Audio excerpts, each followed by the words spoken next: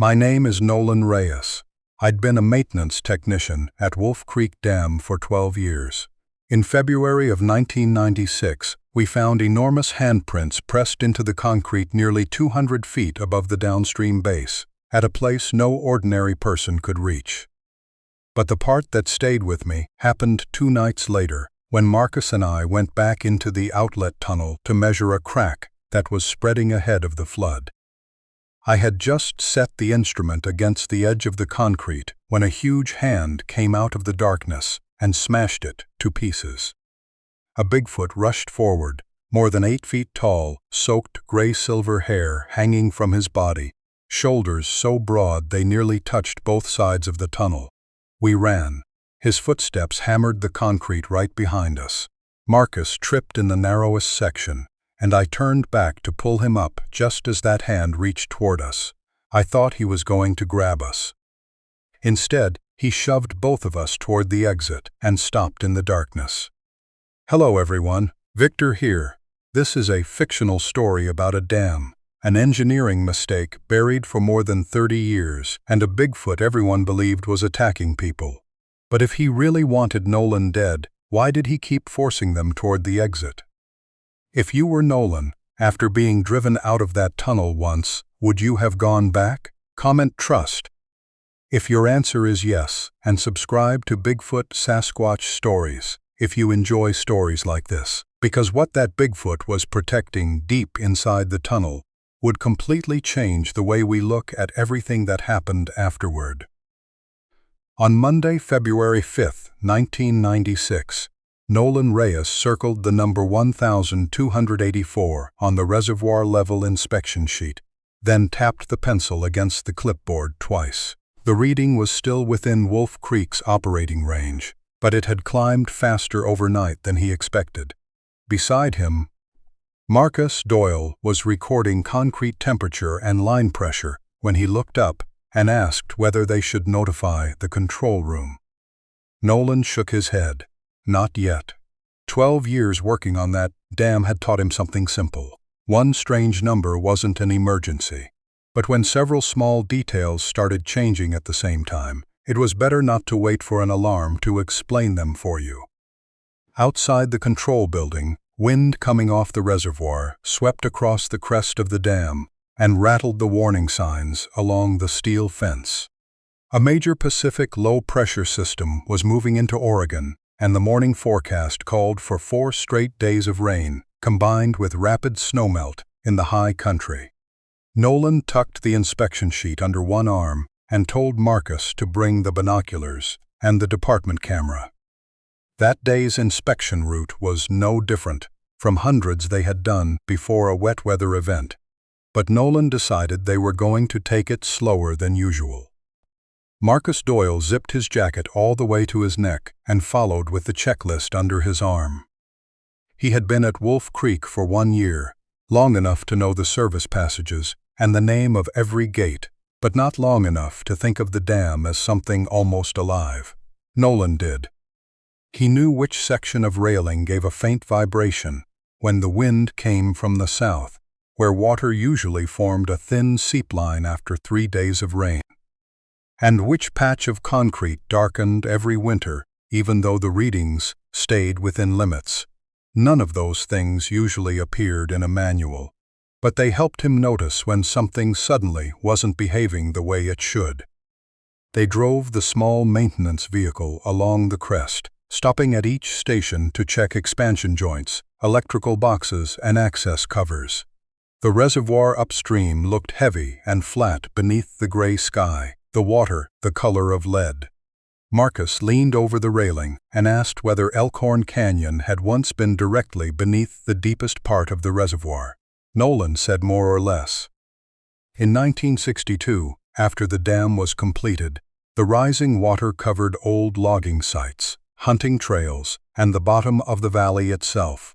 Within a few seasons, what had once been a narrow canyon with a small creek became Wolf Creek Reservoir.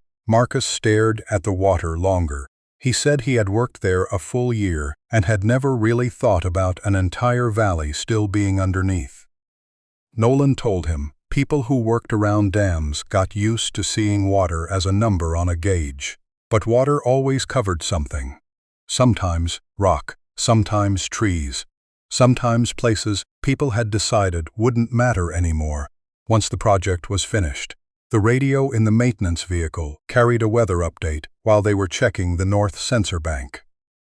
The announcer warned that warm rain was moving in after several weeks of cold weather, creating a strong chance of rapid snowmelt at higher elevations. 4-day rainfall totals could reach record levels in parts of the Willamette Basin. Reservoir managers were already considering lowering water levels early to create additional flood storage capacity. Nolan listened to the whole report, then added another inspection round to the sheet. Marcus asked whether the numbers were dangerous. Nolan said they were worth preparing for. The word dangerous belonged after the data. Before that, their job was to find anything that could become a problem if the discharge had to increase. He slowed the vehicle as they reached the middle section of the dam, where the view down the downstream face was clearest. Nolan always spent extra time there before major rain events. Seep marks, discolored concrete, and hairline cracks could sometimes tell you more with the naked eye than a sensor report did. He stepped out, rested both hands on the railing, and studied the towering concrete face below. Far downstream, the river looked like a narrow silver strip at the bottom of the valley. Nolan moved his eyes from the spillway edge toward the maintenance lines, then stopped. Halfway down the wall was a cluster of dark shapes that didn't match the color of the concrete. They were too high above the downstream apron and too far below the crest, in a section where almost nobody had any reason to be. Marcus saw Nolan standing still and came over. Nolan didn't answer when he asked what was wrong. He simply pointed down toward the middle of the dam face. "Get the binoculars." Marcus opened the equipment box in the vehicle and handed him the department binoculars. Through the lenses, the dark marks separated into clearer shapes. Nolan adjusted the focus twice and realized his grip had tightened around the binoculars without him meaning to. There were 5 distinct prints on the concrete. Each one had a broad palm and 5 spread fingers. The edges were darker than the centers, as though dust, oil, or some kind of organic material had been pressed hard against the wall. Marcus looked next and stayed quiet longer than Nolan expected. He asked whether old maintenance equipment could have left them. Nolan shook his head. No grapple, suspended platform, or lifting device used a pattern like that. More important, the location was about 195 feet above the concrete below. The nearest maintenance anchor point was more than 30 feet to one side. They drove down the service road to the downstream base for a closer look. From below, the 5 handprints appeared smaller because of the distance, but their location made even less sense. The wall was nearly vertical and smooth, broken only by a few horizontal construction joints. There was no scaffolding, no permanent ladder, no exposed pipe large enough to climb. Nolan walked the base of the wall, looking for scuff marks, climbing hardware, rope fibers, or anything that might show someone had reached the spot. The concrete below was clean except for old water stains and a thin layer of moss near the bottom. Marcus set up the department camera, attached the zoom lens, and photographed each print with reference points wherever he could. Then he used an optical rangefinder along with the design drawings to estimate scale. Nolan checked the calculation himself. The distance from the tip of the thumb to the tip of the little finger was nearly twice the span of an adult human hand. The palm length also exceeded anything Nolan had ever recorded from a worker's handprint. Marcus gave a short laugh, but it came out dry. He asked whether someone might have made rubber molds as a prank. Nolan told him the same problem remained. Whoever did it would still have to reach that exact point. Even with professional climbing gear, they would need an anchor somewhere. A rappel from the crest would leave rope wear on the railing, a tie-off point, or friction marks on the wall. There was nothing. Nolan pulled a cross-section drawing from the tube in the vehicle. He spread it across the hood and traced downward with one finger until he reached the elevation of the prints. The 5 marks sat outside every maintenance gallery, well away from drainage outlets and inspection ports. Behind that section of concrete was solid dam structure, with the deeper outlet works farther inside. Marcus asked what they were supposed to write in the report. Nolan looked at the inspection sheet. 5 human-like handprints, abnormal dimensions, location, inaccessible by existing maintenance systems, sounded more like something from a bizarre accident file than a dam inspection. But leaving it out would be worse. Nolan told Marcus to take additional wide shots showing the entire wall and the nearest anchor points, so nobody later could say they had simply misjudged the scale. They returned to the crest close to noon. The wind had strengthened and clouds were pressing lower over the reservoir.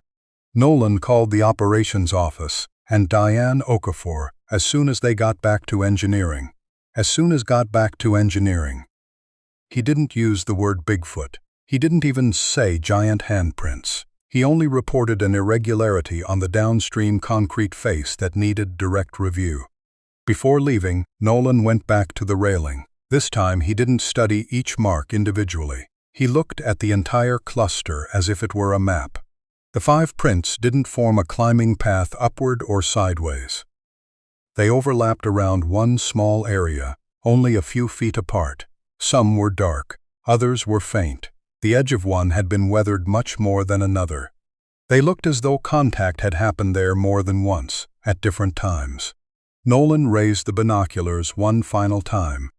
Every one of those 5 hands pointed toward the same place on the dam face. Marcus didn't say anything. He only looked down at the concrete and tightened his grip on the camera. Nolan lowered the binoculars and looked at him. Whatever made those prints wasn't trying to climb across this wall, he said.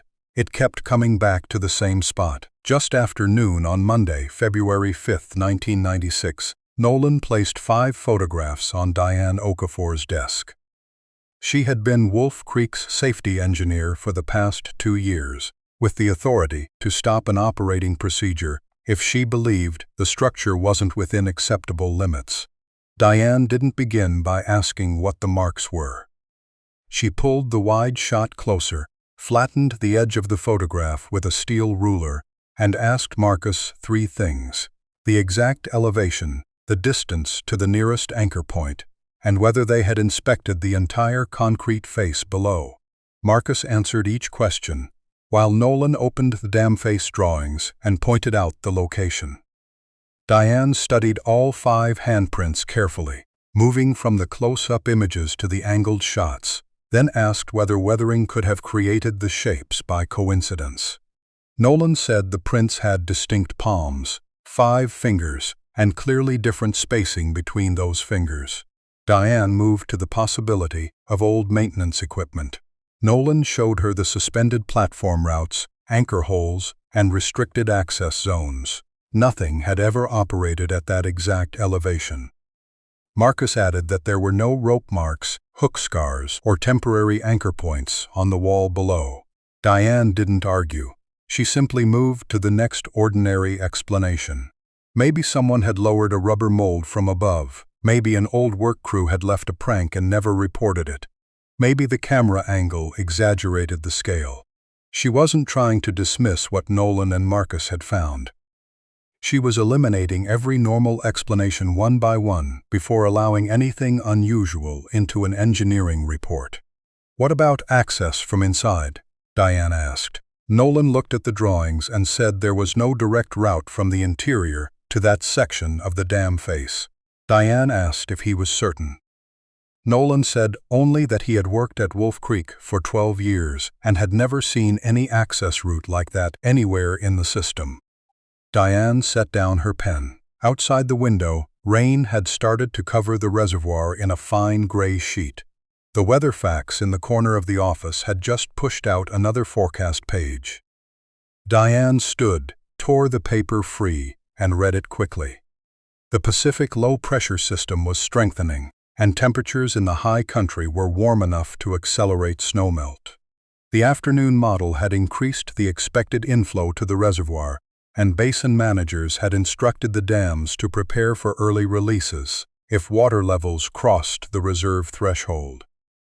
Diane returned to the desk, but this time she pushed the 5 photographs aside.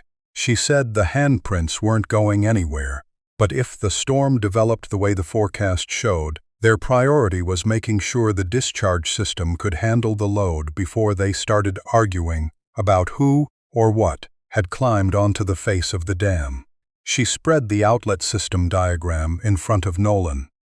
The main discharge tunnel ran through the western section of the structure for more than 300 feet, connecting the flow control area to the downstream outlet. The fixed sensors hadn't reported anything unusual, but it had been several months since anyone had completed a direct inspection of the entire line. Once the reservoir rose and operations shifted into release-ready mode, the personnel access door would be locked down completely. Diane tapped the middle section of the drawing with the end of her pen and gave them the assignment. She wanted Nolan and Marcus inside before the safe access window closed, checking the tunnel walls, joints, lining, old inspection chamber, and every place where the man-made concrete met natural bedrock. If they found anything serious enough to change the release plan, she needed measurements, not just a story. Marcus glanced at one of the handprint photographs, still sitting at the edge of the map, and asked what they were supposed to do if they actually saw whatever had made them. Diane looked at him for a moment before answering. Don't name anything until you know exactly what you're looking at.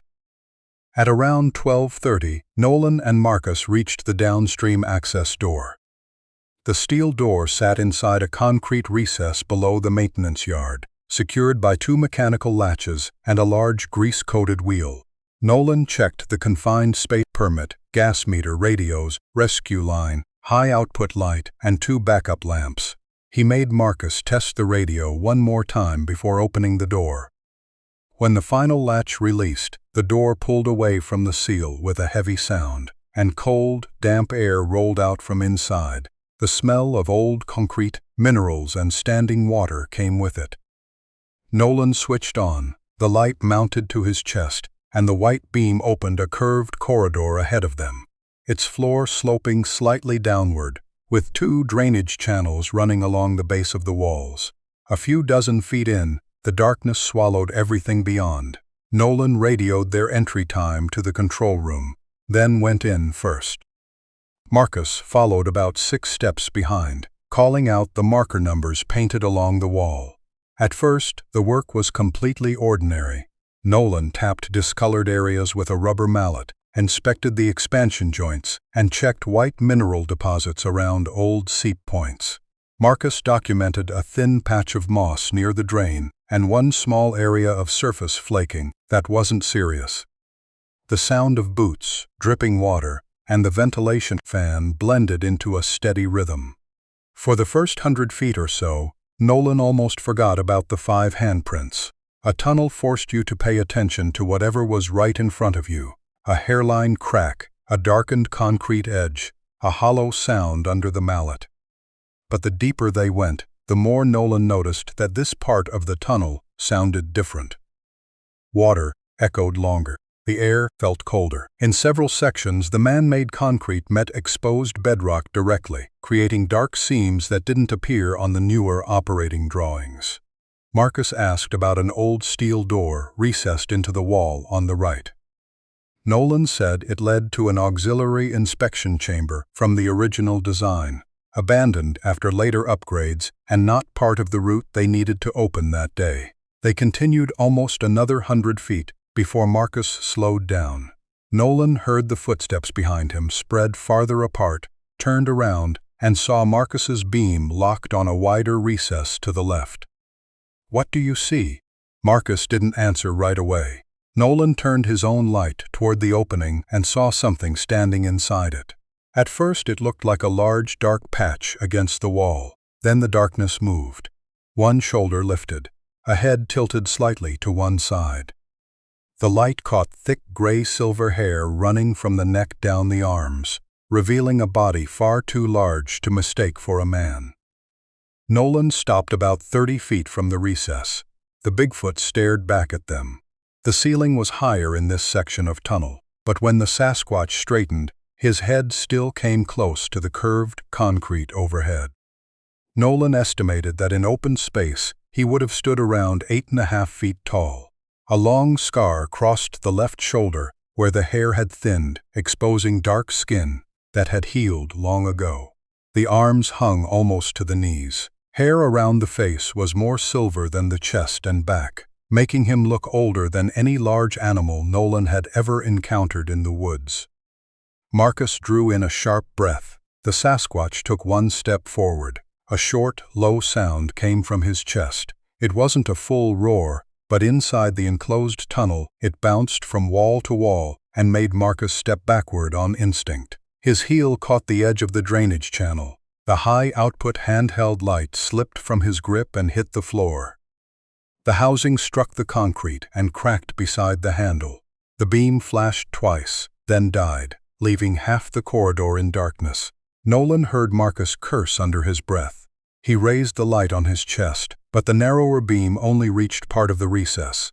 The Sasquatch had moved closer. Nolan told Marcus to back up. Marcus took 2 steps, eyes fixed on the figure ahead. The Bigfoot didn't rush straight at them. Instead, he moved sideways, placing his body between the 2 men and the deeper section of the recess. Nolan noticed that immediately, if the Sasquatch wanted to attack, the distance was already close enough. But he was choosing a position, almost as if he were blocking an opening Nolan couldn't quite see. Marcus raised one hand instinctively when the Sasquatch came closer. The huge arm swept across. Nolan only caught a glimpse of the open hand before Marcus was knocked sideways out of the center of the tunnel, his shoulder twisting as he fell beside the drainage channel. His forearm scraped hard across the concrete, tearing a long line through his sleeve. The impact sounded heavy, but the Bigfoot didn't strike again. He immediately turned half his body toward Nolan. Nolan stayed still for 1 beat. The distance between them was less than 15 feet. He looked at the Sasquatch's hand, almost exactly the size they had calculated from the prints outside. But what caught Nolan's attention more was that the fingers were open, not clenched. The shoulders were tight, the chest rising quickly, the head slightly lowered. The Sasquatch could have charged. He didn't. Nolan stepped backward once. The Bigfoot didn't move. Nolan took a second step, and the Sasquatch stayed where he was. Nolan started to understand. He told Marcus to get up slowly. Marcus planted his uninjured hand against the floor, grimaced, and stood. Blood from the scrape had already soaked through the torn sleeve, but he could still move the elbow and wrist. Nolan didn't turn his back. He kept backing away, holding the light low so the beam wouldn't shine directly into the Sasquatch's face. Once they had retreated about 10 feet, the Bigfoot lowered his shoulders slightly. Nolan stopped as a test. The Sasquatch immediately stepped forward half a pace. Nolan backed up again, and the Bigfoot stopped. There was an invisible boundary directly in front of that rock recess. Marcus saw it too, and said the Sasquatch didn't want them crossing that point. Nolan agreed, but he couldn't yet say why. They were still nearly 200 feet from the safe section near the entrance. But running now could trigger a different response. Nolan motioned for Marcus to keep backing up with him. Every time the distance increased, the Bigfoot's posture relaxed. He never followed beyond the edge of the recess. He simply stood there blocking the corridor, broad shoulders hiding almost everything in the darkness behind him. Nolan radioed that Marcus had taken a minor fall, and they were withdrawing. Diane asked whether the injury was serious. Nolan said no, then released the microphone before she could ask more. He still didn't know how to describe the rest. They backed away another 20 feet, but the Sasquatch remained in place. Marcus pulled a backup light from the pouch at his side. When the second beam came on, the tunnel brightened slightly. Nolan was about to turn when the light swept behind the Sasquatch's shoulder. For 1 second, he saw what that enormous body had been hiding. The concrete inside the recess wasn't smooth. A broad section had eroded inward, exposing rough aggregate beneath the darker gray surface. At the center was a large crack running diagonally from the concrete edge down toward the place where the man-made wall met the natural bedrock.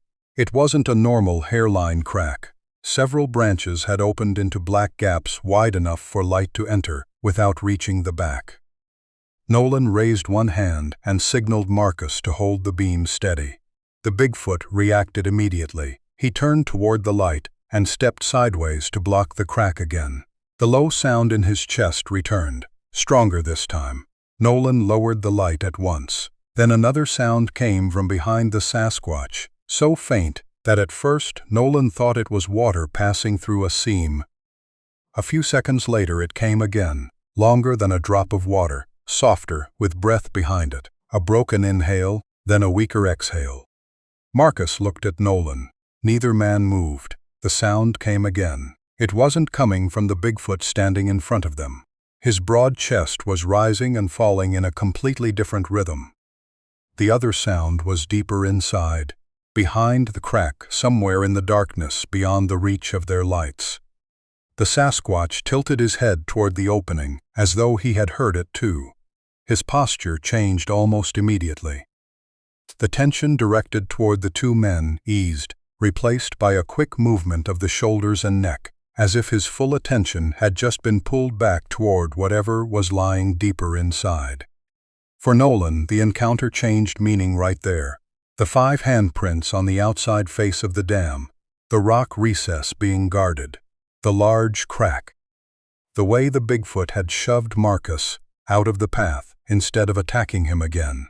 The way he had stopped at one exact boundary and refused to go farther. Nolan still couldn't connect every detail into a complete answer, but he was beginning to suspect that the Sasquatch standing in front of them wasn't protecting himself. Nolan touched Marcus lightly on the shoulder and motioned for him to keep retreating. This time they turned away in stages, keeping the Bigfoot within sight until the curve of the tunnel finally hid the recess. No footsteps followed them. There was only water moving through the drainage channel and the distant ventilation fan near the entrance. Just before the sound behind them vanished completely, Nolan heard that weak breathing one more time through the concrete and rock, slow and uneven, like a living body somewhere in the darkness behind the wall. Marcus was taken to the medical room after they came out of the tunnel. The scrape on his forearm wasn't deep, but Diane still made him clean it and wrap it before returning to the control room. Nolan stood at the sink with cold water running over both hands while he tried to put the encounter into order. The part he couldn't set aside was the sound behind the crack. One weak, broken inhale, then a slow exhale, separate from the breathing of the silver-gray Sasquatch in front of them. Diane listened to the entire report without interrupting. She didn't ask whether Nolan was sure he had seen Bigfoot, and she didn't use the name herself. She asked him to describe the position of the recess, the distance to the crack, the eroded concrete, how the Sasquatch had moved Marcus out of the way, and how long it took before they heard the second breathing pattern. When Nolan explained that the Bigfoot had stopped exactly at the edge of the recess and hadn't chased them once they backed away far enough, Diane circled that point on the drawing. "We need someone who knew this section before it was modified," she said. Nolan knew exactly who she meant. Hollis Trent lived about 10 miles from Wolf Creek in a low wooden house at the end of a gravel road surrounded by fir trees. He was 68, retired, but people still called him whenever old drawings didn't match what existed in the field. Hollis had been a field engineer on the 1962 construction team and later became Wolf Creek's chief engineer. If anyone understood how a rock recess could exist behind the concrete without appearing on the modern drawings, it was him. That afternoon, Nolan and Diane reached Hollis's house after the rain had grown heavier. The old man led them into the dining room, where several drawing tubes from his working years were still stored. Nolan placed the photographs of the recess, the eroded concrete, and the tunnel diagram in front of him. He didn't mention the Sasquatch at first. He only pointed to where they had been standing and described the crack. Hollis put on his glasses and studied the photograph long enough that Diane eventually pulled out a chair and sat down. His fingers stopped directly over the hollowed section of concrete. "Did you measure the depth?" "Couldn't get close enough," Nolan said. "Why not?" That was when Nolan told him. He described the gray-silver Sasquatch, the long scar across the left shoulder, the way he had stepped out to block the passage, shoved Marcus aside without continuing the attack, then stopped exactly at the edge of the rock recess. Hollis didn't laugh. He didn't ask whether Nolan had been drinking. He simply stayed quiet with his eyes on the photograph. When Nolan mentioned the breathing sound behind the crack, the hand holding Hollis's glasses slowly lowered.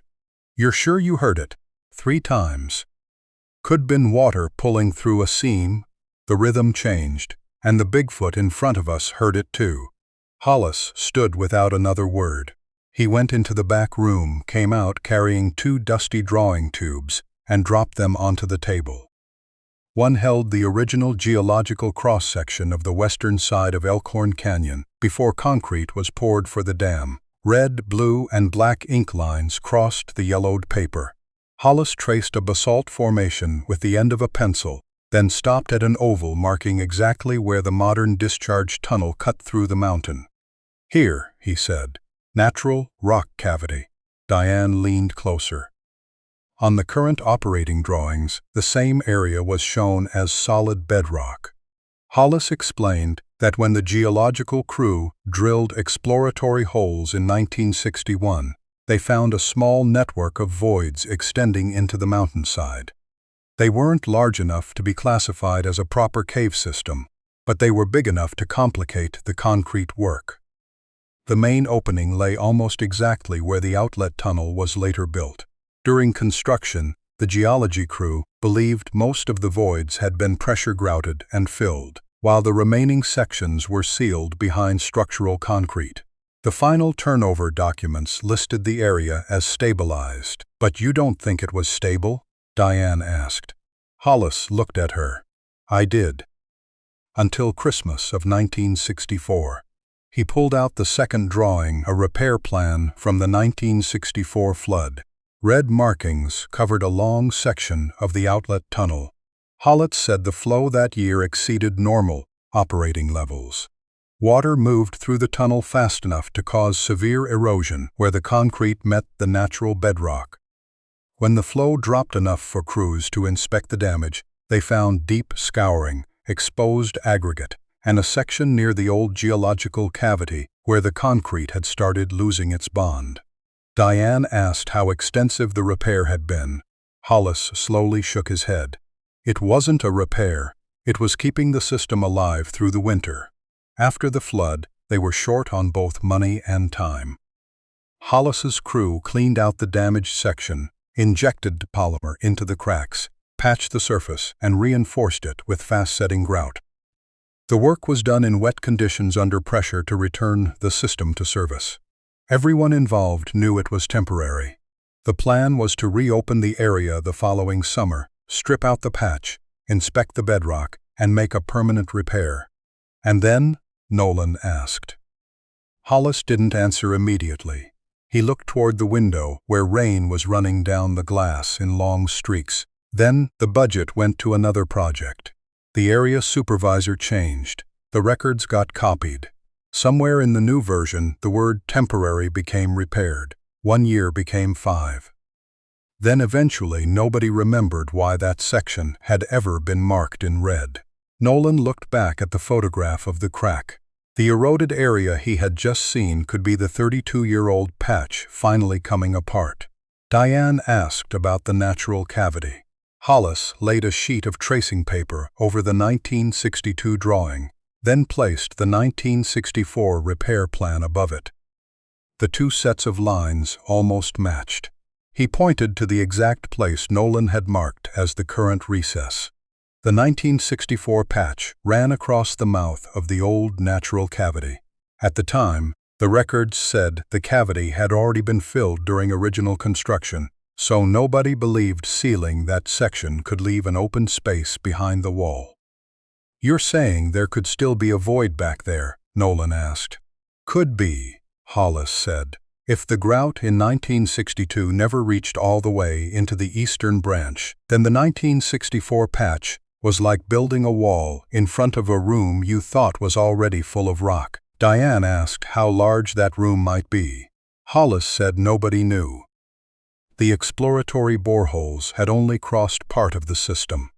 One note from the geology crew mentioned moving air in the eastern branch, which meant that at least at that time, the cavity connected to another opening somewhere inside the mountain. But because the construction schedule was already tight, nobody expanded the survey. Nolan described the breathing sound again, this time more slowly. He explained the first weak inhale, the pause, then the second sound. Diane wrote it down but didn't try to turn it into a diagnosis. In a tunnel, too many things could create an unfamiliar sound. Air moving through a cavity, water striking a hollow space, shifting rock, or a living animal. What mattered to her was the reaction of the Sasquatch outside the opening. The moment the sound came from behind the crack, the Bigfoot changed posture, turned toward the opening, and paid less attention to the two men in front of him. "Assume there's another individual behind that wall," Diane said. "Then the blocking behavior starts to make sense." Hollis looked at her. Diane chose her words carefully.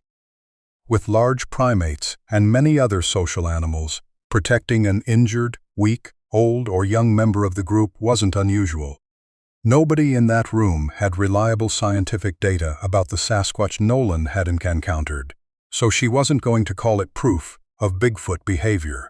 But if they judged only what they had observed, it didn't resemble predation. The Bigfoot held a boundary, used only enough force to move Marcus away, and stopped as soon as the two men retreated from that area. That fit much better with guarding a specific location. Nolan asked whether a Sasquatch could have been living behind that wall for 32 years. "Doesn't have to be the same individual," Diane said. "And we don't know how long anyone's been in there." The answer quieted the room. Hollis turned back to a topographic map from before the reservoir existed. He pointed out small creeks that had once crossed the side of Elkhorn Canyon along with a narrow corridor running directly above the rock cavity system. Before 1962, that area opened naturally into forest. After the dam was completed, part of the route was covered by concrete, while the rest ended up below reservoir level or cut off by the new structure. Hollis said that during the final months of construction, workers had reported unusually large tracks around the material yard and food disappearing from the work shacks several times. He had never included any of it in his reports, because everyone assumed bears were responsible. Nolan asked whether anyone had actually seen a Sasquatch. Hollis said he didn't know. 34 years earlier, a young engineer had more than enough problems without investigating stories workers told around campfires. Diane folded the photographs together. "We need the original records." That evening, the three of them returned to Wolf Creek. The archive room sat below the administration level behind a steel door that was rarely opened. Marcus had already gone home after being cleared by medical staff, so only Nolan, Diane, and Hollis went downstairs. The air smelled of old paper and cardboard dust. They pulled boxes of 1962 and 1964 from the shelves, carried them to a long table, and divided the files between them. Diane searched geological drilling records. Nolan went through construction turnover documents. Hollis worked through post-flood repair sheets. After nearly an hour, Nolan's sleeves were white with dust, and all they had found were shortened copies. Margin notes had disappeared over years of duplication. Hollis grew more frustrated by the minute. He said the version he remembered had been a large format print with pencil notes made by the senior geology crew. Nolan found it inside an unlabeled paper tube behind one of the filing cabinets. The drawing unrolled across almost the entire length of the table. The corners had become brittle, but the pencil marks were still visible. Hollis put on his glasses, leaned close, and traced the eastern side of the rock cavity. Diane stood across from him and lowered the desk lamp so the faded notes would be easier to read. Then Hollis stopped. His fingertip rested at the bottom corner of the drawing, where a pencil note was written so small it nearly disappeared into the contour lines. He read it silently once. Then he read it aloud. Eastern cavity not confirmed, fully grouted. Reinspection required before final turnover. Nolan looked at the date written beside it, October of 1962. Is there a reinspection record? Diane immediately opened the final turnover file. The three of them checked page by page. There wasn't one. Hollis removed his glasses and sat back in the chair as if his legs had suddenly lost strength. 34 years earlier, someone had written a warning clear enough to prevent exactly what they were looking at now, and that warning had been buried beneath thousands of pages of records. Diane stayed standing. She pulled a modern sensor map from her case and placed it beside the old geological drawing. Wolf Creek had received several upgrades over the years, adding deformation monitoring across the structure, but the critical sensors were concentrated around expansion joints, gates, and areas already known to be high risk. The eastern cavity wasn't on that list because, according to the operating records, it didn't exist. She pointed to the nearest sensor, to the area Nolan had marked. 6 months of data had been printed in weekly columns. At first, the numbers were almost flat. Late in the summer, displacement began increasing by tiny amounts. It rose again in November, then again in January. No individual reading crossed an alarm threshold, so the monitoring system had never triggered a warning. Diane took out a calculator, entered the series, then stopped. "The problem isn't the current value," she said. "It's the direction." Nolan stood beside her. Each change was small, but everyone leaned the same way. Once plotted over time, the deformation line was no longer flat. It was climbing. Outside the archive room, rain hit the ventilation cover louder than before. Nolan looked at the pencil note from 1962, then at the numbers from 1996. An eastern cavity never confirmed as fully grouted. A temporary patch that had lasted 32 years, a crack opening wider. A Sasquatch strong enough to knock a grown man aside but using only as much force as necessary. And behind him, a breathing sound none of them could explain. Diane gathered the sensor data into a separate file. She said they needed to call the regional authority first thing in the morning. Nolan asked what she intended to say about the Sasquatch. Diane looked at the old drawing for a moment, then closed the folder. "We start with the part they can't argue with," she said. "The concrete is moving." On Tuesday morning, February 6, 1996, Diane placed the file in the center of the conference table and turned the speakerphone toward Nolan. Rain covered the reservoir beyond the windows, and the water level line on the monitoring board was climbing faster than the day before. Diane began with the numbers. 6 months of deformation. The eastern cavity missing from the monitoring plans, the 1964 repair record, and the crack they had seen inside the tunnel. Nolan sat across from her with the photographs of the recess and the 1962 note, but they had agreed not to mention the Sasquatch at the beginning of the call. The representative from the regional authority asked why this risk had never appeared in critical reports over the previous 3 decades. Diane said the turnover records had been wrong from the start. The note requiring a reinspection of the eastern cavity had been missed. The temporary 1964 repair gradually became recorded as a completed repair, and later sensor upgrades were designed around locations the system believed were already known. She recommended reducing flow through the western outlet, shifting part of the load to the 2 auxiliary gates, and opening the low-level outlets earlier. The response came immediately. That change would affect the entire basin schedule, increase demand on the auxiliary gates, and raise downstream levels earlier than planned. The representative wanted direct evidence that the crack was actively worsening, not only a minor sensor trend and an old handwritten note. Diane said the maintenance team had observed eroded concrete and a large open crack at the exact location. Then he asked why the maintenance team had gone directly to that particular place. Diane looked at Nolan. She could have avoided the question, but if inspectors asked later, the missing link in the discovery timeline would become its own problem. So she gave the shortest version possible. Nolan and Marcus had first found 5 unusual handprints on the downstream face of the dam. During the follow-up tunnel inspection, they encountered a large unidentified Sasquatch blocking the rock recess. There was silence on the other end for several seconds. When the representative spoke again, his tone had changed. He asked whether Diane was recommending a major change in dam release operations because of a Bigfoot story. Diane kept her voice level.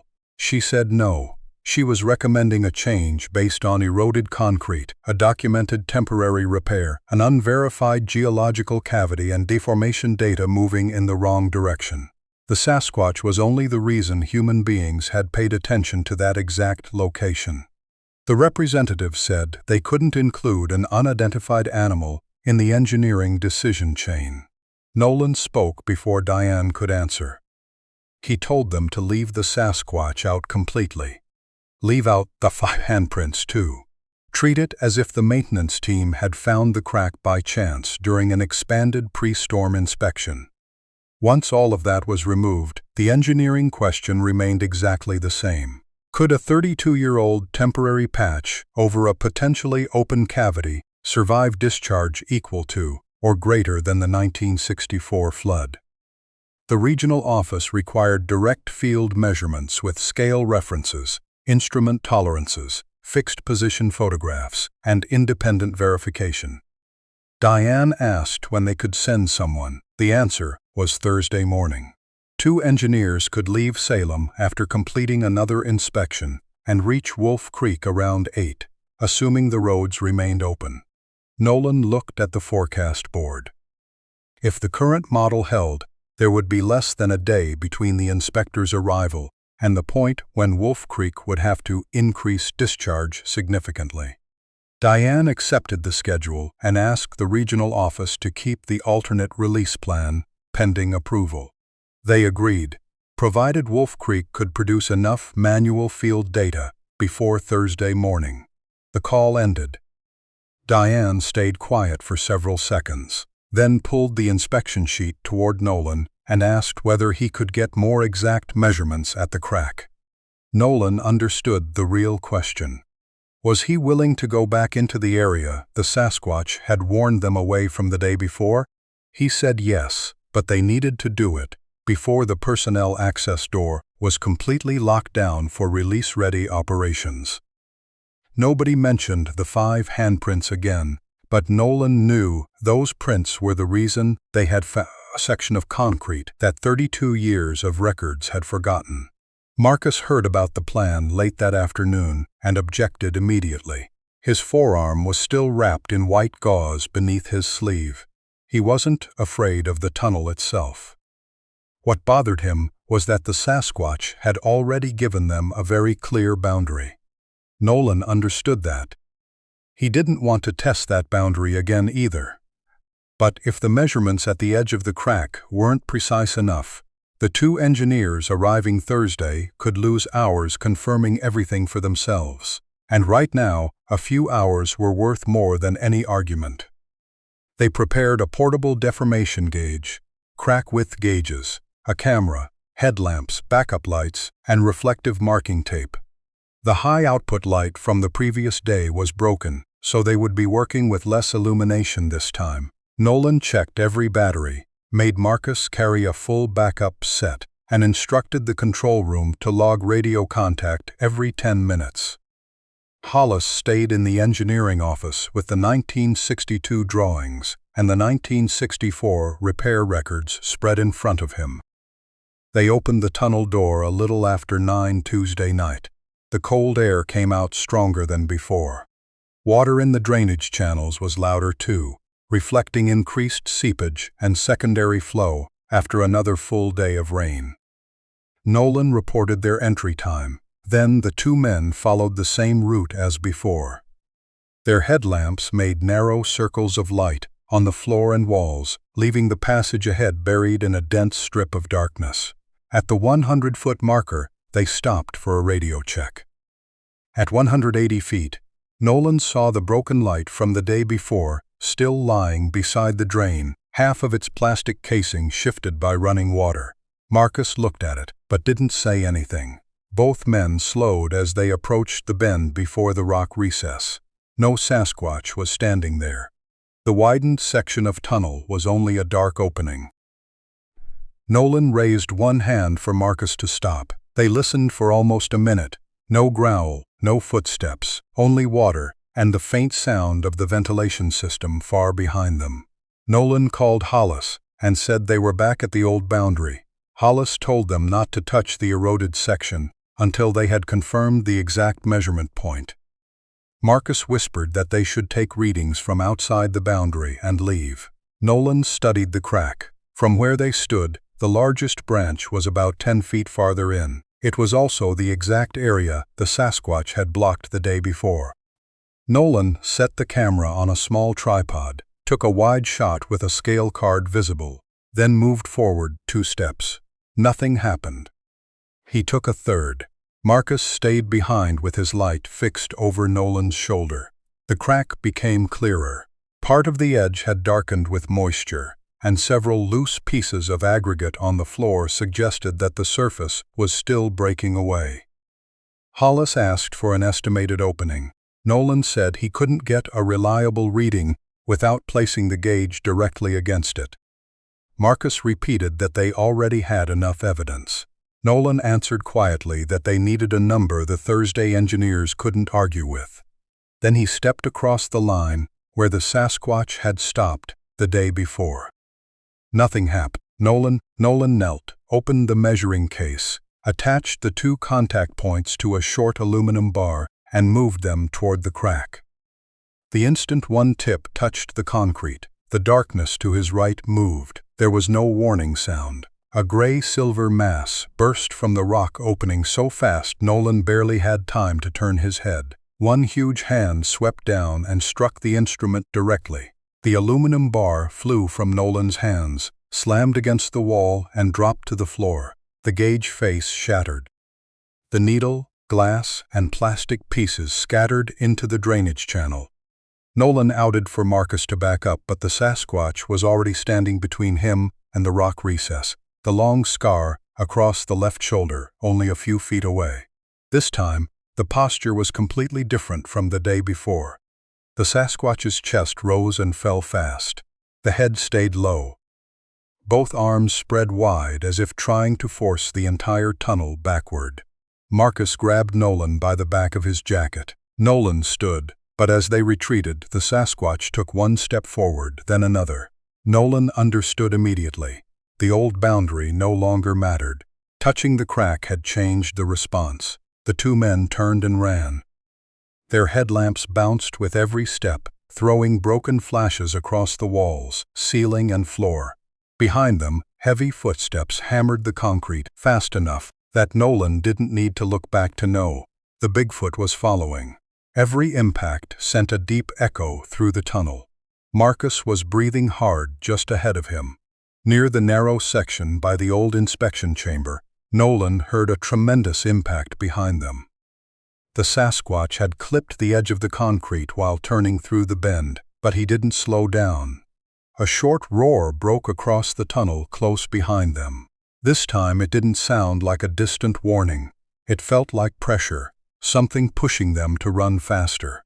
Marcus looked back once and nearly ran into the wall. Nolan shouted at him to keep his eyes forward. The light on Marcus's right side flickered and went out.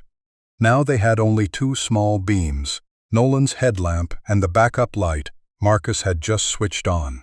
Darkness filled the spaces between those circles of light, making the tunnel feel tighter with every step. The concrete floor was getting wetter. and water had started spilling over the drainage channels in several low spots.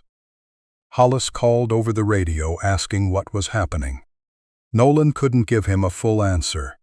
He only shouted that they were pulling out and told the control room to open the outer access door completely. With about 120 feet left, Marcus caught his foot in a coil of rescue line lying near the wall. His ankle went under the loop, and his whole body pitched forward. The handheld light flew from his grip, spun across the floor, and stopped with its beam pointing back down the tunnel. Nolan made it 3 more steps before realizing Marcus wasn't beside him. He turned. In the sideways beam, the Sasquatch appeared in the center of the tunnel, charging forward with shoulders almost touching both walls. He was less than 20 feet away. Marcus had both hands on the floor trying to stand, but his foot was still caught in the line. Nolan ran back and grabbed him. The Bigfoot was about 15 feet away when Nolan bent down and ripped the loop from Marcus's ankle. By the time Marcus got upright, the distance had closed to roughly 10 feet, and Nolan saw one enormous hand reaching toward them. He thought the Sasquatch was going to grab Marcus. Instead, the hand struck both men across the back almost at the same time, without the fingers closing around either of them. The force was tremendous. Nolan lost his balance, slammed one shoulder into Marcus, and both men were thrown several steps forward. They kept running from the momentum. The Sasquatch stayed directly behind them, but Nolan began to realize he wasn't trying to drag them back. Every time the distance closed, the Bigfoot used a shoulder or an open hand to shove them ahead, forcing them toward the exit. The outside light finally appeared at the far end of the tunnel as a gray rectangle. Marcus drifted toward the right wall. Nolan pulled him back toward the middle. Behind them, the heavy footsteps kept coming. With only a few dozen feet remaining, the huge hand struck Nolan again, this time between the shoulder blades. The push was so hard that both feet left the floor for a moment. Marcus took a shove from the other arm. They stumbled through the doorway and crashed onto the wet concrete outside. Nolan slid several more feet before stopping. Marcus landed on his side, coughing, one hand wrapped around his knee. Nolan turned immediately. The Sasquatch stood in the tunnel entrance. The upper half of his body was caught in the gray rainlight, but both feet remained inside the darkness. His chest was heaving. Water ran from the gray-silver hair across his shoulders and dripped onto the concrete. The long scar on the left side was clearer than Nolan had ever seen it. They were less than 20 feet apart. The Bigfoot looked at Nolan for several seconds. Then he stepped backward. Darkness swallowed the face first, then the shoulders, then the entire body. Nolan stayed on the ground with cold rain hitting his face. He thought about the run through the tunnel, about the hand that could have closed around Marcus's neck when the rescue line caught foot, about the strength that could have thrown either of them into the wall. The Sasquatch had done none of that. Even after Nolan touched the crack he was protecting, the Bigfoot had only destroyed the instrument and forced them out. Marcus pushed himself upright and stared at the dark tunnel entrance. "He just chased us out," he said quietly. Nolan shook his head. He kept looking at the doorway before answering. "No. He didn't just chase us out." Nolan looked back into the darkness. "He got us out." By Wednesday morning, the most useful evidence they had brought back was the set of photographs Nolan took before the instrument was destroyed. The scale markers showed that the largest branch of the crack had lengthened since Monday. Diane combined the photographs, sensor data, and Hollis's notes into a new engineering package. The chase through the tunnel wasn't included. Rain continued through Wednesday, and 2 secondary roads around the reservoir closed because of landslides. The inspection team still confirmed that they would arrive Thursday morning as long as the main route from Salem remained passable. They reached Wolf Creek at 8:20 on the morning of Thursday, February 8th, delayed by flooding along one section of road. 2 engineers entered the control room with rainwater still dripping from their coats and 3 cases of equipment. Diane introduced Nolan and Hollis, then began with the 1962 drawings. Nobody mentioned Bigfoot. Hollis explained the 1964 patch and admitted that the repair had only been intended as temporary. When they asked why the follow-up work never happened, he said he had assumed someone else would handle it after he transferred to another position. Nobody argued with him. Nolan laid out the photographs in chronological order and pointed out where the crack had extended past the same aggregate reference points. Diane placed the 6-month sensor trend beside them. The two engineers checked the measurement method, margin of error, temperature conditions, and equipment specifications, then asked to inspect the site directly. Their tunnel inspection stopped outside the boundary of the rock recess. The two engineers used ultrasonic testing equipment and a hammer survey on the concrete they could safely reach. The results showed poor internal consistency behind the surface and a void extending in the direction of the eastern cavity. They didn't need to reach the largest open crack to understand the problem. Back in the control room, the senior engineer said the area had to be treated as an immediate operating risk. The concern wasn't only the visible crack. The old patch could be hiding a much larger zone where the concrete had lost its bond with the material behind it. Under sustained high-velocity discharge, whole sections of the lining could break away and open a path for water to penetrate deeper into the bedrock.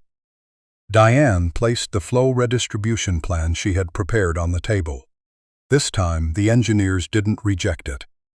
They reviewed auxiliary gate pressures, downstream limits, and valve opening schedules, then approved shifting part of the load away from the western tunnel. At the same time, they ordered Wolf Creek to stabilize the cracked area temporarily with fast-setting polymer before discharge levels had to increase. Nolan asked how much time they had. One engineer checked the latest hydrology report and said that if reservoir inflow followed the current forecast, they had about 20 hours of safe working time. Diane asked what happened if the forecast went up again. The engineer looked through the window at the rain.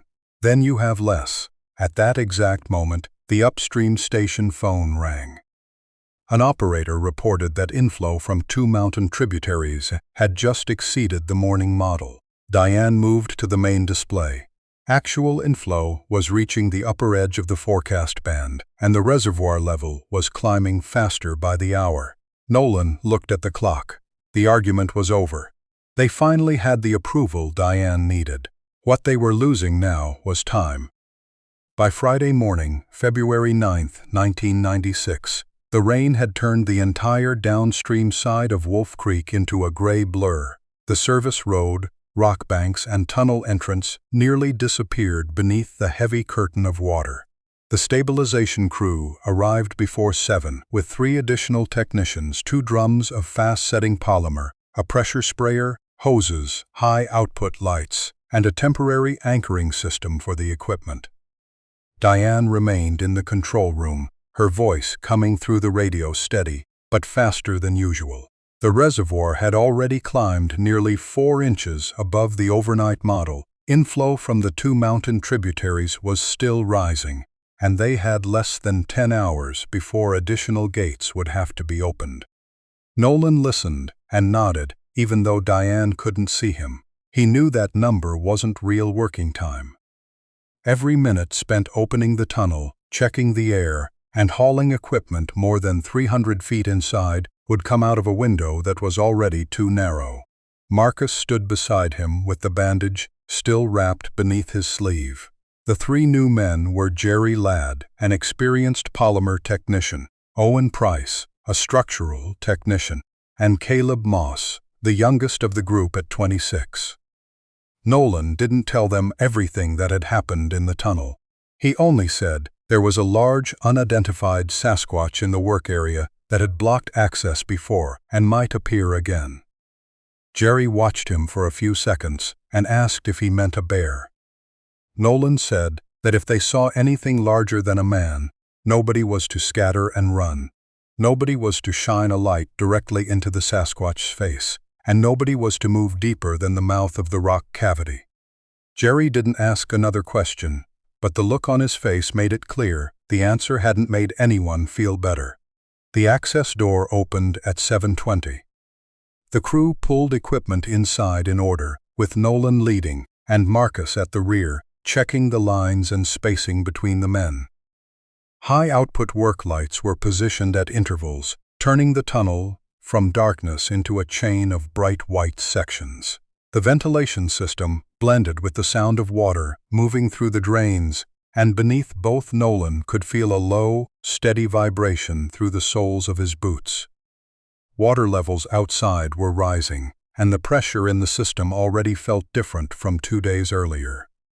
At the 200-foot marker, Owen stopped and pointed out a new damp streak on the wall. Nolan marked it but didn't stay long. Their real problem was farther ahead. When the rock recess came into view, everyone slowed without being told. The main crack was still there, its outer edge darker with moisture, with several new pieces of aggregate scattered across the floor. The mouth of the cavity behind it disappeared into darkness. Nolan raised one hand and stopped the crew at a safe distance, then radioed Diane that they had reached the site. Jerry started laying out the spray hose and setting the pump head, but nobody crossed the old boundary. The Sasquatch appeared before they finished positioning the third light. He stepped out from the rock opening on the right, slower than during the chase, but more forceful in posture. His gray-silver hair was damp, the long scar across the left shoulder clearly visible, both arms held low but spread wide. He planted himself between the tunnel and the cavity, nearly filling the opening. This time the growl lasted longer, vibrating through the concrete, hard enough to make Caleb jump backward into Owen. Jerry immediately dropped the spray hose and said they needed to pull out. Owen stepped back too, never taking his eyes off the Bigfoot.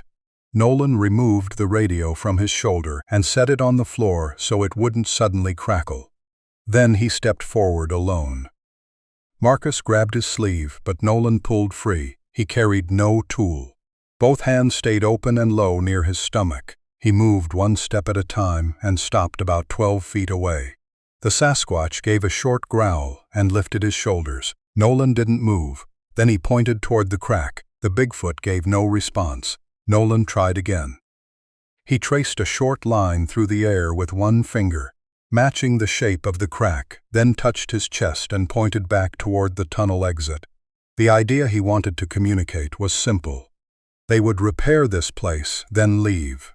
Nobody knew whether the Sasquatch understood ideas like time or repair work, but Nolan had nothing else to work with. The silver-gray Bigfoot tilted his head. A low sound formed in his throat, softer than the growl. He looked toward the rock cavity, then back at Nolan. Nolan took another half step and stopped the instant the Sasquatch's shoulders tightened. Then Nolan pointed toward the cavity and shook his head before pointing again at the crack. The tunnel seemed to hold its breath. Jerry, Owen, and Caleb stood frozen behind him. Marcus barely made a sound. Finally, the Sasquatch moved 1 foot sideways, only one step, but it opened just enough room for one person and the spray nozzle to work against the wall without entering the cavity itself. The work began. They pumped polymer into the largest branch of the crack first. The thick light gray material flowed deep into the opening and began setting. Jerry adjusted the pressure carefully so they wouldn't force the material into the natural rock cavity. That was the hardest part. They needed to stabilize the failed concrete without sealing whatever natural passage existed behind it.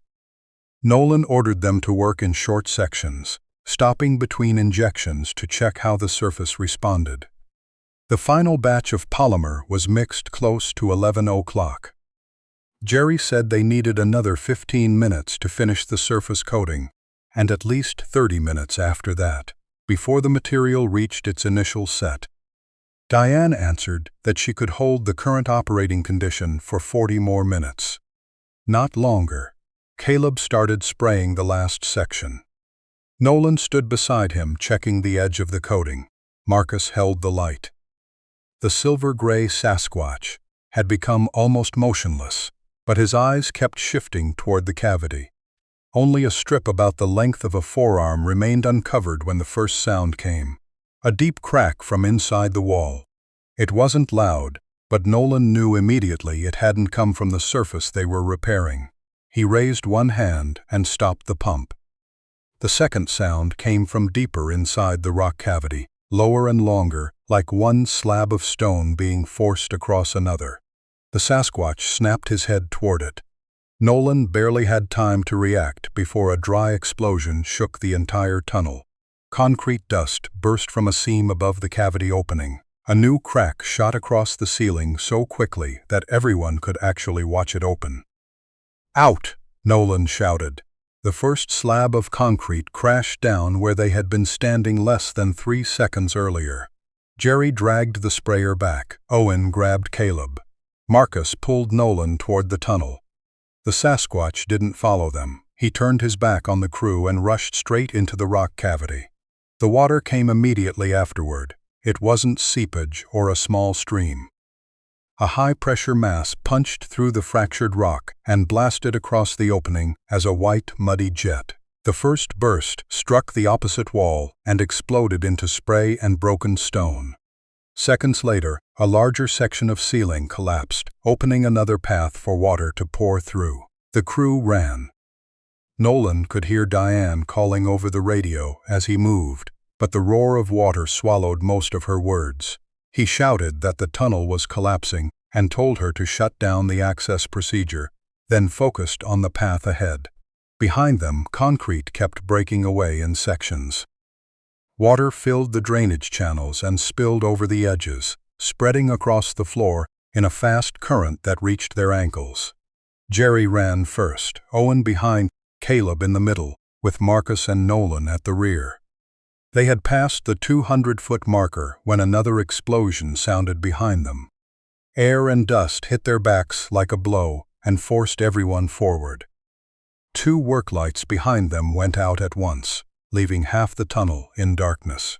Nolan looked back once. Through the dust, he saw the Sasquatch standing near the collapsing cavity. He wasn't facing the exit. He was trying to move farther inside, ducking beneath falling rock. From somewhere deeper beyond him, beneath the water and breaking concrete, Nolan heard a weak, drawn-out sound. He couldn't tell whether it was breathing, a moan, or only air being forced through stone, but the Bigfoot reacted instantly. He rushed deeper into the cavity. "Move!" Marcus shouted. Nolan turned and ran. The water climbed rapidly to mid-shin. Small pieces of concrete slid along the floor with the current and struck their boots. Near the narrow section by the old inspection chamber, Caleb slipped. His right foot lost traction on the mud and grit that had washed across the floor, and his body twisted sideways before going down. The current hit him across the ribs and began pulling him toward the deeper drainage channel. Owen turned back, but he was too far away. Nolan reached Caleb and grabbed the collar of his jacket, but the force of the water pulled both men farther across the floor. Marcus caught Nolan's arm from ahead. The 3 men formed a strained chain against the current. Then heavy footsteps sounded behind them. Nolan thought the Sasquatch had changed his mind and was coming out. He turned. The silver-gray Bigfoot was charging toward them from the collapsing section, soaked through, the right shoulder covered in white concrete dust. He came so fast Nolan had no time to move. One enormous hand reached past him and caught the back of Caleb's jacket near the shoulder. The fingers didn't close around Caleb's body. They gripped only fabric. The Sasquatch pulled once. Caleb came out of the current, almost like he weighed nothing, sliding directly toward Nolan. With the other arm, the Bigfoot shoved Nolan and Marcus toward the exit in exactly the same way he had during the earlier chase. Then he released Caleb. He didn't stay. The Sasquatch turned and ran back into the dark collapsing section. Caleb coughed hard while Nolan froze for a single beat. Marcus grabbed his shoulder. "There's no time." By the 100-foot marker, Jerry and Owen were already close to the exit. Caleb ran between Nolan and Marcus, favoring his right leg but still able to keep moving. A chunk of concrete fell ahead of them, and broke into smaller blocks that partially covered the path. Jerry jumped over it. Owen climbed across one edge. Caleb stumbled, but Marcus caught him.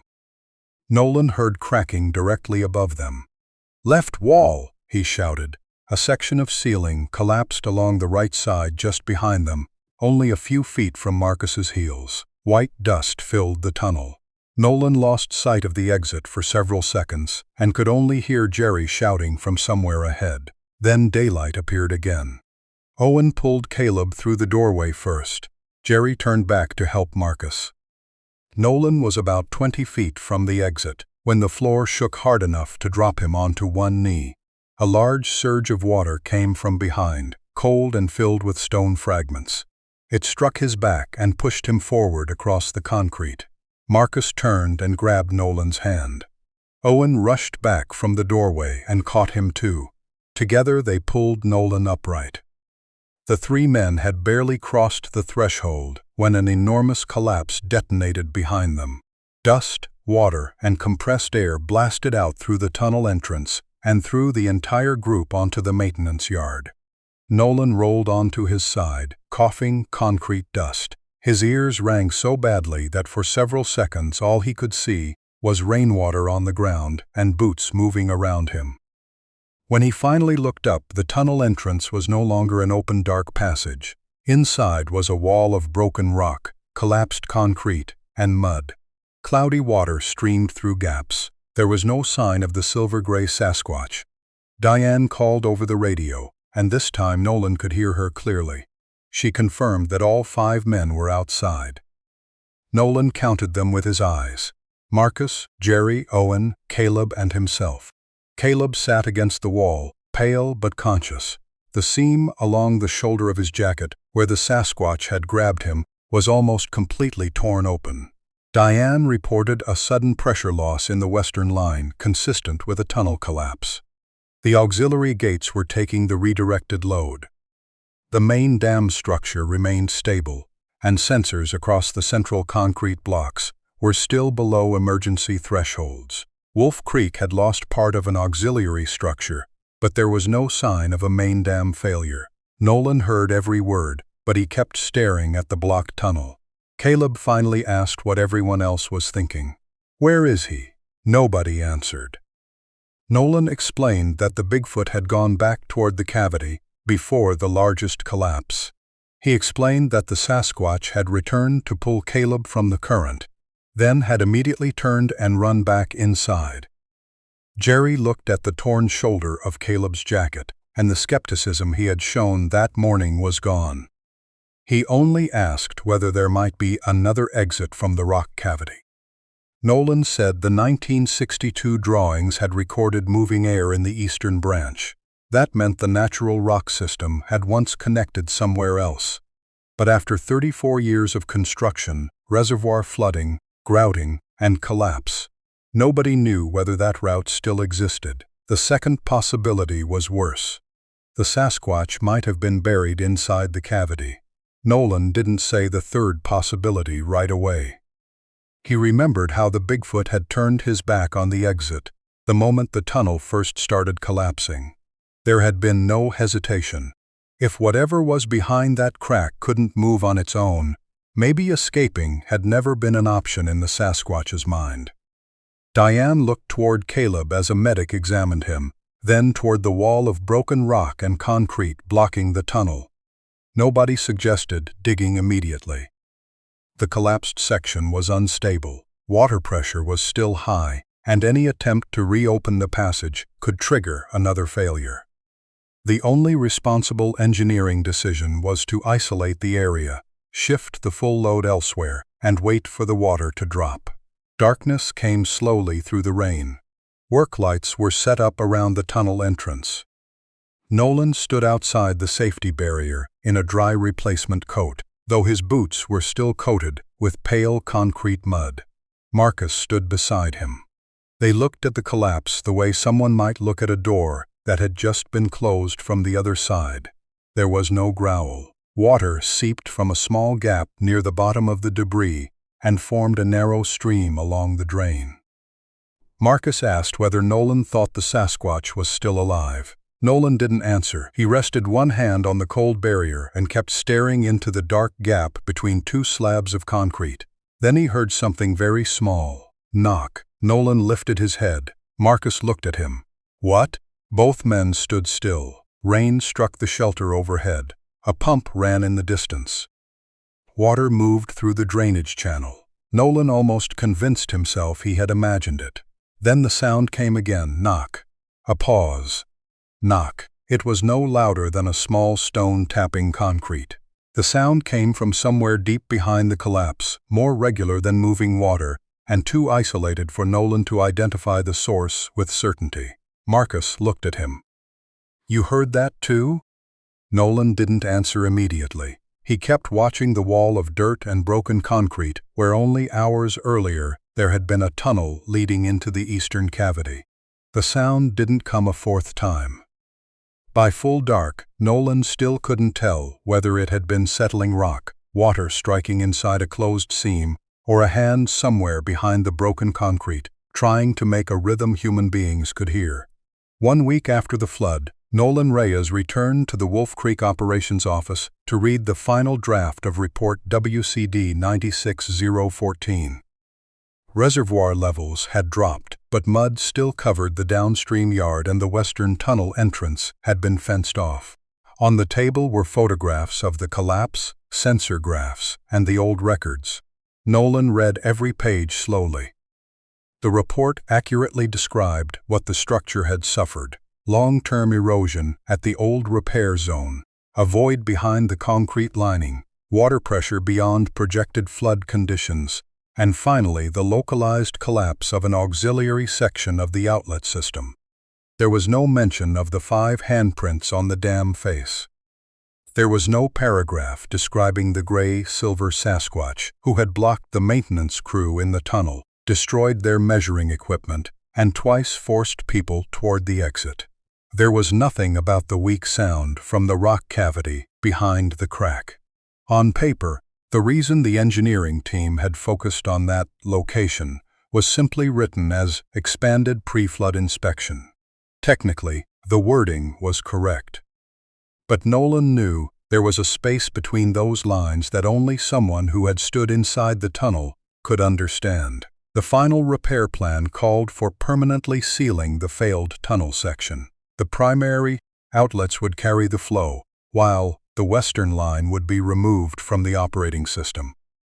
Nolan was asked whether he objected to sealing it. He looked at the drawing before answering.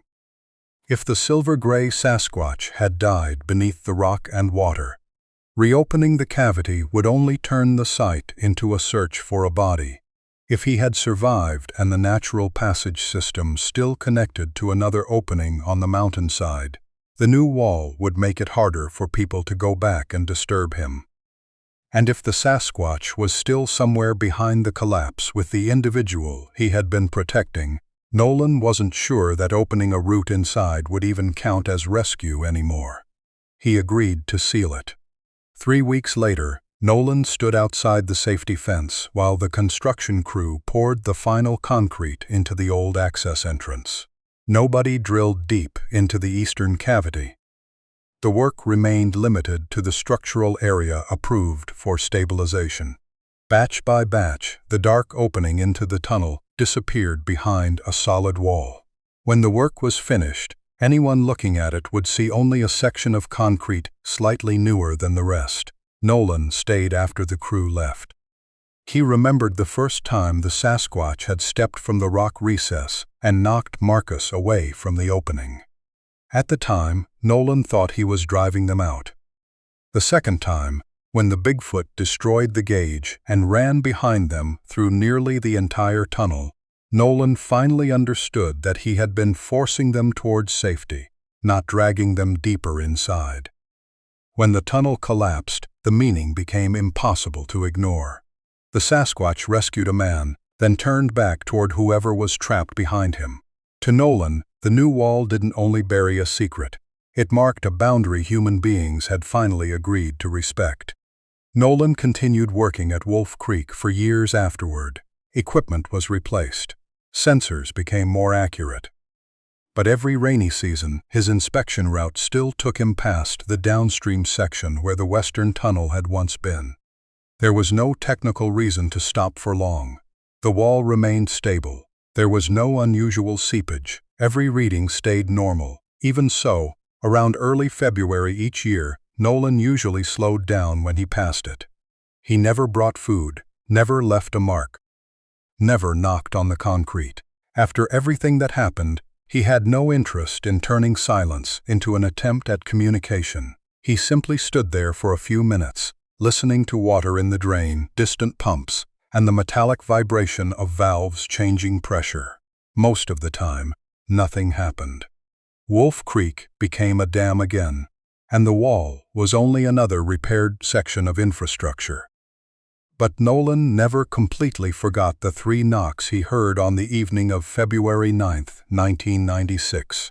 He considered plenty of explanations. Rock could shift after a collapse. Water forced through a narrow cavity could create a rhythm. A loose piece of metal caught in moving water could strike concrete repeatedly. Nolan knew large structures made sounds that were easy to mistake for meaning. He didn't need a supernatural story to explain every noise. What stayed with him was the pattern. 1 knock, a pause, then 2 close together. Whenever Nolan remembered it, he thought about the gray-silver hand he had seen against the tunnel wall. The Sasquatch had used his hands to block, to push, and to save. The first 5 handprints had also appeared around the exact section where the structure was failing.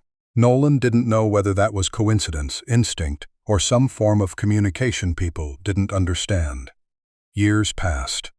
As retirement approached, Nolan started turning most inspection routes over to younger technicians.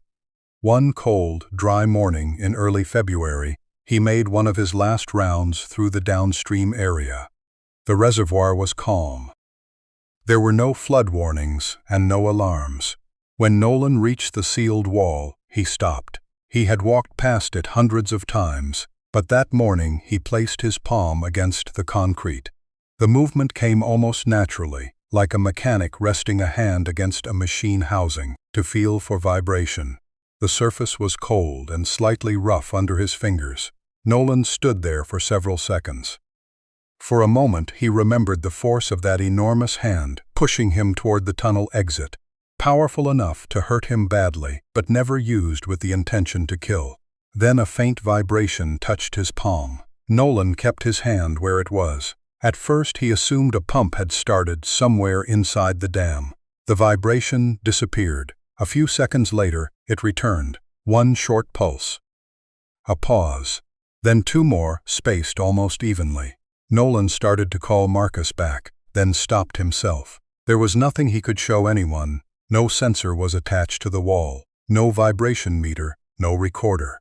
If he reported it, the maintenance department would have to investigate the source.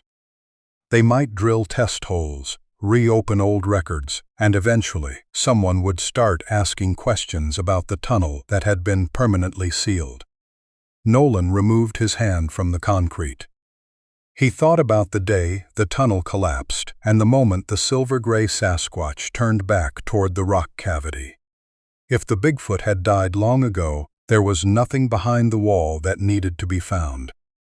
If he had survived somehow, Nolan saw no reason to turn years of silence into an excavation. He had spent almost his entire career finding places where human beings needed to intervene. This time, experience told him the opposite. Nolan continued his inspection route.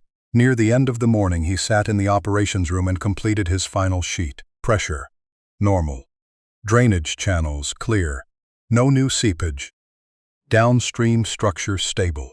When he reached the line for additional comments, Nolan held the pen there for several seconds. Then he left it blank. Report WCD 96014 remained in the archive with the conclusion regarding the lost tunnel section. Not recoverable, permanently stabilized. For most people who ever read those words, it was only an engineering decision. For Nolan, that wall held a question he had never tried to answer by digging deeper. I'm Victor, and the part of the Wolf Creek story that stays with me isn't the 5 handprints almost 200 feet up the dam. or even the moment an 8.5-foot Sasquatch appeared inside the tunnel. It's the direction he chose when everything started coming apart. The people ran for the exit. He could have followed them. He even stopped long enough to save one man, then turned around and went back into the darkness where whoever he had been protecting was still waiting. Maybe the silver-gray Bigfoot found another way out through the natural rock system. Maybe Nolan misread those knocks years later. But if that Sasquatch really had a chance to escape and still chose to go back, then the final question isn't whether he was trapped. It's who he chose to stay with when the tunnel was coming down. If you believe the Sasquatch found another way out, comment "escaped." If you think he never intended to leave the other one behind, comment "stayed." And if you want to keep hearing stories where one final detail can change the meaning of everything that came before it, subscribe to Bigfoot Sasquatch Stories and turn on the notification bell. I'm Victor. I'll see you in the next story.